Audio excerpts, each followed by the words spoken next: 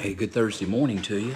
I'm looking at Colossians, Paul's epistle to the Colossians, chapter 1, verse 9 through 12. It says this: For this reason, we also, since the day we heard it, do not cease to pray for you and to ask that you may be filled with the knowledge of his will and all wisdom and spiritual understanding, that you may walk worthy of the Lord, fully pleasing him, being fruitful in every good work and increasing in knowledge of God, strengthened with all might according to his glorious power for all the patience and long-suffering with joy, giving thanks to the Father who has qualified us to be partakers of the inheritance of the saints and the light.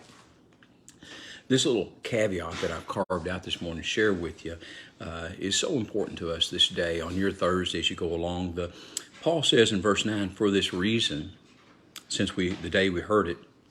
What did Paul hear? Well, he begins this letter telling them that he heard about their faith in Jesus Christ. He heard about the gospel was shared with them, how Ephesus had shared and how they had followed Jesus Christ and were believers. And since Paul heard about that, he couldn't stop praying for them. He couldn't stop praying for his brothers and asking the Lord to continue to bless them and help them in their walk, that they'd be pleasing to the Lord.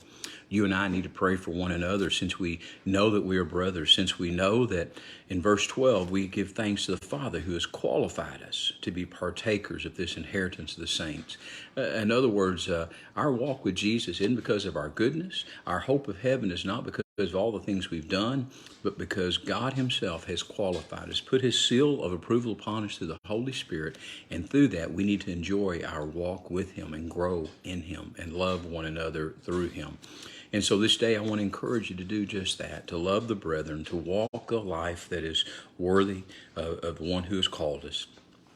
Know that you are loved this day. Know that today we have the food pantry from 10 to 2. We have a group who are traveling. We have some who are grieving. All those things are going on, and we live this life together in a community called Westview. And we do that because we mean it when we say, at Westview, we're here for you. Pray you have a wonderful day. Know that you're loved, and God bless.